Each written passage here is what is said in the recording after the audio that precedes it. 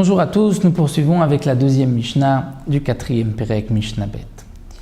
La Mishnah nous rapporte Ve'od Zot, et plus encore, c'est-à-dire pas seulement cela, mais ce que nous allons voir aussi sur un autre point, Haïta Yerushalayim Yeter al Yavne, Yerushalayim avait quelque chose de particulier par rapport à Yavne. De quoi il s'agit? En vérité, comme nous le rapporte le Barthénora au nom de la Gemara, il manque ici un passage dans la Mishnah, puisque la Mishnah commence, et plus encore, de quoi parlons-nous jusqu'à présent? C'est pour cela que la Gemara rajoute et dit qu'en vérité, à Yerushalayim, on pouvait sonner dans toute la ville. C'est-à-dire que lorsque le Beddin se trouvait au Beth Amikdash, on pouvait sonner le Shabbat, Rosh Hashanah tombait un Shabbat, on pouvait sonner à Yerushalayim, dans toute la ville, tant que le Beddin siégeait au Beth Amikdash. C'est-à-dire que le Beddin siégeait les 6 premières heures de la journée.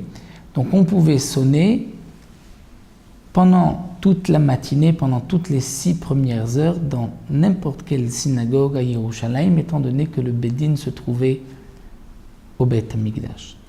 Mais dans la ville de Yavne, bien qu'on a vu que Rabban Yochanan ben Zakkai avait institué qu'on pouvait sonner le shofar à Yavne, malgré tout, on ne sonnait pas dans toute la ville, on ne sonnait que devant le Beddin.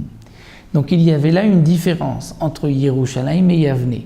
À Yerushalayim, on pouvait sonner dans toute la ville tant que le Beddin siégeait, et même si on n'était pas devant le Beddin, alors qu'à Yavne, on ne pouvait sonner que devant le Beddin. Et donc la Mishnah continue, dit Ve'od zot haïta Yerushalayim. Il y avait encore sur un autre point que Yerushalayim avait un plus par rapport à la ville de Yavne.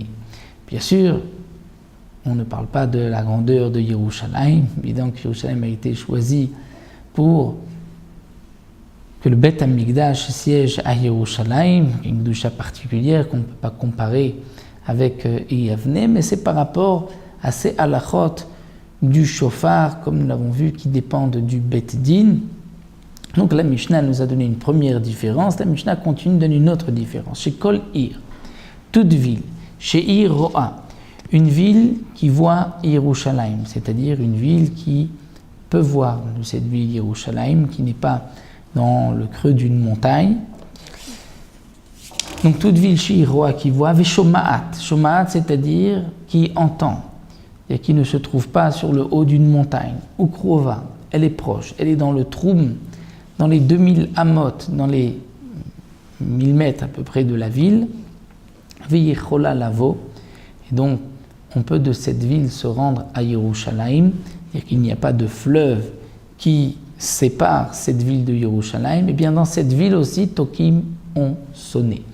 C'est-à-dire que même lorsque Rosh Hashanah tombait un Shabbat, on ne sonne pas dans toutes les villes, dans tout le pays, le shofar Rosh Hashanah. Malgré tout, à Yerushalayim, on pouvait sonner tant que le Beddin, le tribunal siégeait au Beth Amikdash.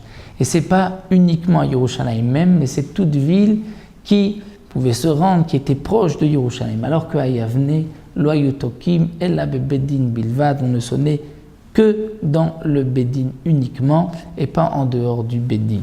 Donc nous avons vu qu'il y a ces deux différences entre Yerushalayim et Yavne. À Yerushalayim, on pouvait sonner le shofar tant que le Beddin siégeait, c'est-à-dire toute la matinée, pendant les 6 premières heures de la journée où le Beddin siégeait au Beth Amikdash. Donc même Rosh Hashanah, qui tombe Shabbat, on pouvait sonner le shofar dans tout Yerushalayim, alors qu'à Yavne, c'était uniquement devant le Beddin. Et un autre point encore, à Yerushalayim, ce n'est pas seulement la ville même, mais c'est aussi toutes les villes autour qui sont proches, qui peuvent voir Yerushalayim de loin, qui peuvent se rendre à Yerushalayim. On sonnait le shofar aussi lorsque le Beddin siégeait à Yerushalayim, alors qu'à Yavne, c'était uniquement que devant le Beddin. Donc voici pour une première takana que nous avons vue de Rabban Yochanan ben Zakkai, c'est-à-dire que bien que les Chachamim ont interdit de sonner le shofar en dehors du Beth Amikdash lorsque Rosh Hashanah tombe Shabbat, nous avons vu qu'à la destruction du Beth Amikdash, Rabban Yochanan ben Zakkai a instauré qu'on peut sonner le shofar là où il y a un Beddin, comme nous l'avons vu dans la première Mishnah. Dans les Mishnayot qui suivront, nous verrons d'autres takanot de Rabban Yochanan ben Zakkai concernant le lulav et concernant aussi les témoins que l'on acceptait pour fixer au Rosh Chodesh. Ça, nous le verrons dans les Mishnayot qui suivront.